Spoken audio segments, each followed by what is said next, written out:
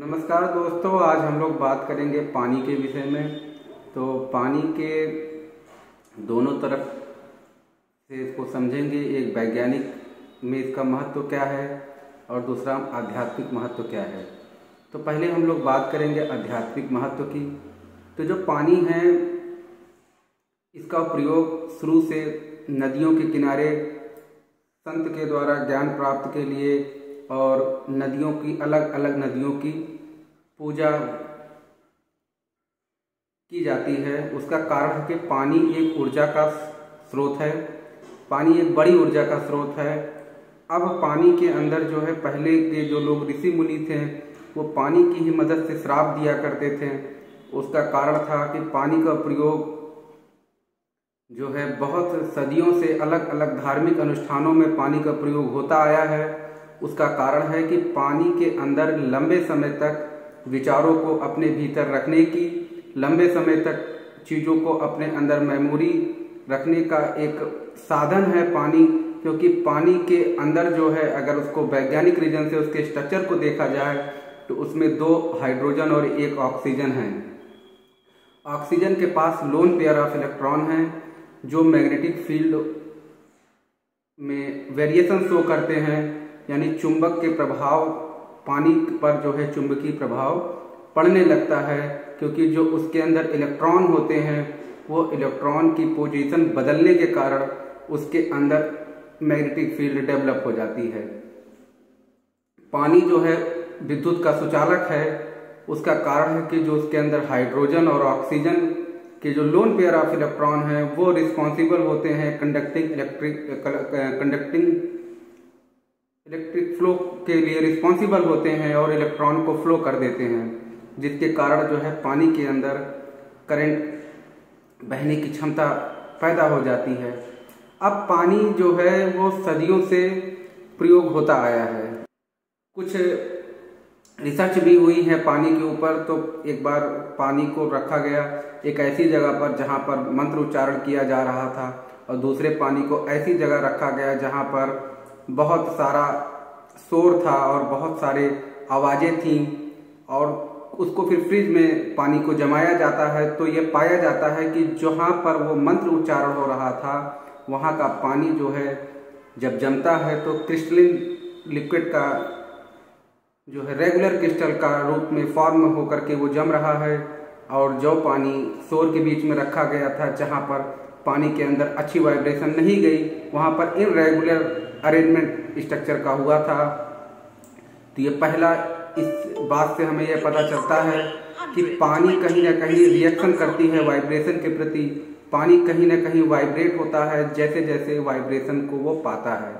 तो पानी का उपयोग हमारे ऋषि मुनि सदियों से करते आए हैं, चाहे श्राप देना हो चाहे कुछ भी हो, उसके लिए पानी का प्रयोग उन्होंने किया है कि जिस भाव से पानी हाथ में रखा जाएगा उस भाव को पानी अपने अंदर एब्जॉर्ब कर लेगा, और जब उस पानी का प्रयोग किया जाएगा तो उसी के अंदर से वो प्रभाव जो है ट्रांसफ़र हो जाएगा, ऊर्जा ट्रांसफ़र हो जाएगी उस पानी के अंदर और वो उस काम को कर देगा। तो अब इसको देखा जाएगा कि वैज्ञानिक रीजन से अगर पानी को देखा जाए तो पानी के प्रयोग को कई एक चिकित्सा पद्धति है होम्योपैथिक मेडिकल साइंस, जहाँ पर केमिकल कंपाउंड को जो मदर टिंचर होता है उसको ले करके उसको कई बार अल्कोहल और पानी जो मिक्स सॉल्यूशन होता है उसके अंदर शोधन किया जाता है। और शोधन किया जाता है, शोधन करने के बाद जो है उसकी मेमोरी जो रहती है, दवा की मेमोरी जो रहती है वो पूरे पानी में डिज़ॉल्व हो जाती है और वो दवा काम करने लगती है। उसका कारण बस एक ही है कि जो पानी के अंदर जो दवा की मेमोरी है वो मेमोरी शरीर के भीतर पहुंच जाती है। जो संकेत भेजना है वो संकेत शरीर को मिल जाता है। उसका कारण है कि जो उसमें पानी का उपयोग किया गया, जो उसमें अल्कोहल का उपयोग किया गया, वो ट्रांसफ़र कर देता है उस सूचना को वहाँ पर और वो चीज़ें सही होने लगती हैं। होम्योपैथिक की पूरी मेडिसिन इसी पर डिपेंड है। तो अब और आगे चलेंगे तो पानी का प्रयोग जो है सदियों से होता आया है और पानी के अंदर कई ऐसी चीज़ें हैं जिसका प्रयोग अलग अलग तरीक़ों से किया जाता है। जैसे पानी का प्रयोग अगर देखा जाए तो वाटर जेट के रूप में भी किया जाता है। भारी से भारी चीज़ों को काटने के लिए पानी के प्रेशर को डिक्रीज कर दिया, पानी के प्रेशर को इंक्रीज कर दिया जाता है और उसकी आयतन को घटा दिया जाता है, जिससे कि एक धार, नोजल की धार बन जाती है और बड़ी से बड़ी चीज़ों को पानी काट देता है। तो पानी जो प्रकृति में पाया गया वो एक बहुत ही ज़्यादा वैज्ञानिक संरचना है, एक बहुत बड़ी खोज है, एक बहुत बड़ी समृद्धि है। जो पानी का प्रयोग हमारे बॉडी में, पानी का प्रयोग सभी जीव जंतुओं के लिए, पानी का प्रयोग सभी पेड़ों के लिए और पानी का प्रयोग लगभग हर चीज़ों में किया जाता है। और लगभग सभी चीज़ों में लगभग 70 से 80% पानी ही मौजूद है, क्योंकि पानी के अंदर ऑक्सीजन भी पाया जाता है। तो जिससे कि पानी जो है बहुत ही ज़्यादा बहुमूल्य हो जाता है हर लिविंग चीज़ों के लिए। और जब पानी के ऊपर शोध किया जाता है तो ये पाया जाता है कि लगभग अबाउट सभी चीज़ें, ऐसा कोई भी तत्व नहीं, ऐसी कोई भी चीज़ नहीं जो पानी के अंदर न पाया जाता हो। बहुत माइन्यूट अमाउंट में उपस्थित है, लेकिन उपस्थित है। ऐसा कोई भी तत्व नहीं, ऐसा कोई भी कंपाउंड नहीं है जो पानी के अंदर न पाया जाता हो। तो पानी के ऊपर कई तरीके का रिसर्च हुआ, पानी के ऊपर कई तरीके का काम हुआ और पानी को कई तरीके से चीज जांची गई, लेकिन अभी भी वैज्ञानिकों को पानी का रंग नहीं पता। पानी का रंग अभी तक हम लोग नहीं जान पाए हैं कि वास्तविक रंग है क्या पानी का। और पानी के भीतर जो वाटर हमारा है उसके भीतर कई तरीके की ऐसी चीज़ें पाई जाती हैं कि जिसको अभी विज्ञान ढूंढ रहा है कि आखिर इस पानी का और भी क्या क्या प्रयोग किया जा सकता है। हो सकता है कि आगे चल करके पानी से, अभी देखिए कुछ दिन अभी पानी से चलने की वाली गाड़ियाँ भी बनने वाली हैं, जिसमें हाइड्रोजन एज ए फ्यूल की तरह प्रयोग किया जा सकता है कि जो उसके अंदर H2O है उससे तोड़ करके हाइड्रोजन को अलग किया जाएगा। और अभी भी किया जाता है, लेकिन वो एक लेबोरेटरी स्केल पर है। अभी कमर्शियल स्केल पर ऐसी कोई भी गाड़ी, ऐसी कोई भी चीज़ें भी नहीं अवेलेबल हैं कि जिसमें वाटर को डायरेक्ट कन्वर्ट कर दिया जाए। अभी अलग से हाइड्रोजन गैस के थ्रू ईंधन के रूप में प्रयोग किया जा रहा है, लेकिन अभी डायरेक्ट वाटर को जो कंपोजिशन को ब्रेक करके इस तरीके की चीज़ों को बनाया जाए जो इफ़िशियंट हो और लंबे समय तक चले और कम पानी के प्रयोग से लंबे समय तक माइलेज मिल सके। तो अभी ऐसी रिसर्च चालू है और कुछ ऐसे उसमें तत्व इस्तेमाल किए जाएंगे, उसमें ऐसे कुछ उत्प्रेरक इस्तेमाल किए जाएंगे जो इस चीज़ों को करने में आसान कर दें। जैसे प्लेटिनम तत्व जो है, प्लेटिनम उत्प्रेरक का प्रयोग किया जाता है पानी को तोड़ने के लिए। उसी प्रकार से कुछ और नए घटक ढूंढे जाएंगे जो आसानी से पानी की ब्रेकेज को कर सकें और कम तापमान पर भी अलग किया जा सके हाइड्रोजन को पानी से, जिससे कि उसका उपयोग ईंधन के रूप में किया जा सके।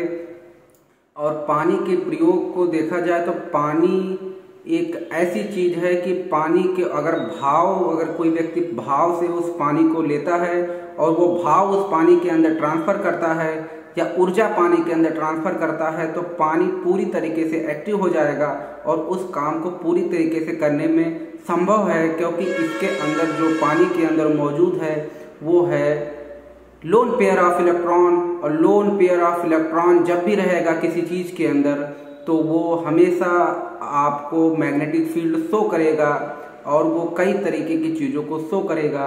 और कई तरीके की रिसर्च हमारे पानी के ऊपर पहले भी हुई हैं और आने वाले समय में भी कई तरीके की रिसर्चें होंगी। तो पानी का प्रयोग, अब देखिए जैसे पानी है, पानी बह रहा है, तो पानी के ही ऊर्जा से आज तक जितनी भी बिजली बन रही है सब पानी के ही मदद से बन रही है। चाहे नाभिकीय रिएक्टर हो, नाभिकीय रिएक्टर के अंदर भी यही फंक्शन है कि पानी को ही गर्म करके जो है उसके भाप के प्रयोग से ही सारी चीज़ें की जा रही हैं। चाहे ट्रेन चलने में कोयले का भी प्रयोग किया जाता था, उस पर पानी का छिड़काव किया जाता था जिससे कि भाप पैदा होती थी, उसी भाप से इंजन चलता था। तो उसी प्रकार से पानी का प्रयोग सदियों से होता आया है और अलग अलग कामों के लिए अलग अलग तरीके से पानी का प्रयोग किया गया है। चाहे वो ईंधन के रूप में हो, चाहे वो जीवन के रूप में हो, चाहे वो किसी भी रूप में हो, तो उसका प्रयोग शुरू से होता आया है और अभी इस पर बहुत सारी रिसर्चें बाकी हैं कि पानी को और कौन कौन सी चीज़ों के लिए प्रयोग किया जा सकता है। जैसे पानी का उपयोग क्या मेमोरी के लिए भी किया जा सकता है, मेमोरी कोई ऐसा मेमोरी कार्ड बनाया जा सकता है, या फिर नदियों का प्रयोग मेमोरी के लिए किया जाए आगे चल करके, समुद्रों के पानी का प्रयोग मेमोरी के लिए किया जाए, डेटा को स्टोर करने के लिए किया जाए। तो हो सकता है कि आगे चल करके जो ये समुद्र का पानी है, जो नदियों का पानी है, वो एज ए डेटा स्टोरेज की तरह काम करेगा। लेकिन अभी उन सब चीज़ों पर रिसर्च चल रही है कि इसको कैसे काम में लिया जाए और किस तरीके से इसका प्रयोग किया जाए।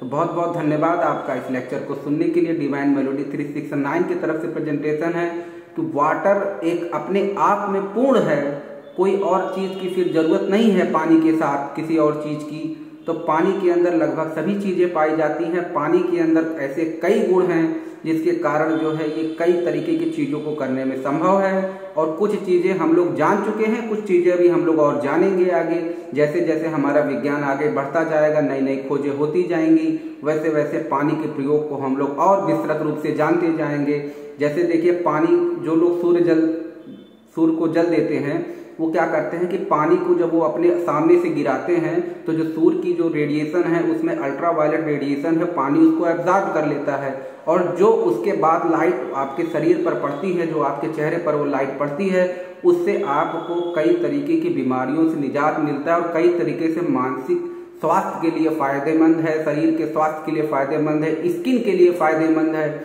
और विटामिन डी भरपूर मात्रा में मिलता है। तो जो चीज़ें खराब थी उसको पानी ने एब्जॉर्ब कर लिया। तो पानी कई ऐसी तरीके की चीज़ों को एब्जॉर्ब कर लेता है। पानी निगेटिव एनर्जी को भी एब्जॉर्ब कर लेता है। अभी आप क्रिश्चियन धर्म में जाइए, देखिए वहाँ पर भी पानी का प्रयोग है। मुस्लिम धर्म में जाइए, वहाँ पर भी पानी का प्रयोग है। हिंदू धर्म में जाइए, वहाँ पर भी पानी का प्रयोग है। तो पानी का प्रयोग लगभग सभी धर्मों में है और आज से नहीं, शुरू से है। क्योंकि पानी की जो क्षमता है, जो पानी की अद्भुत क्षमता है, उसको पहले ही लोगों ने जान लिया था और धीरे धीरे उन्हीं राहों पर फिर से चल करके हम लोग वो चीज़ों को और ढूंढ लेंगे। तो पानी का प्रयोग हमारे ऋषि मुनियों ने सबसे पहले उसको अलग अलग तरीके से प्रयोग करना बताया, क्योंकि वो उसके भौतिक और आध्यात्मिक दोनों गुणों को बहुत अच्छे से जानते थे। वो हर चीज़ को जानते थे कि कैसे पानी का प्रयोग किया जाए, पानी का और क्या क्या प्रयोग किया जाए। अभी देखिए, वो पानी का कमंडल में हमेशा पानी लेके चलते थे। तो और पानी का प्रयोग उन्होंने श्राप देने के लिए भी किया है। तो उसके पीछे यही कारण है कि पानी एक ऐसा केमिकल कंपाउंड है जिसके अंदर भाव को, विचार को, मेमोरी को ट्रांसफर किया जा सकता था, इसलिए पानी का प्रयोग किया गया। और बाकी मैं अभी और इस पर चीज़ें देख करके आपको पानी के विषय में और चीज़ों को बताऊंगा। अभी बस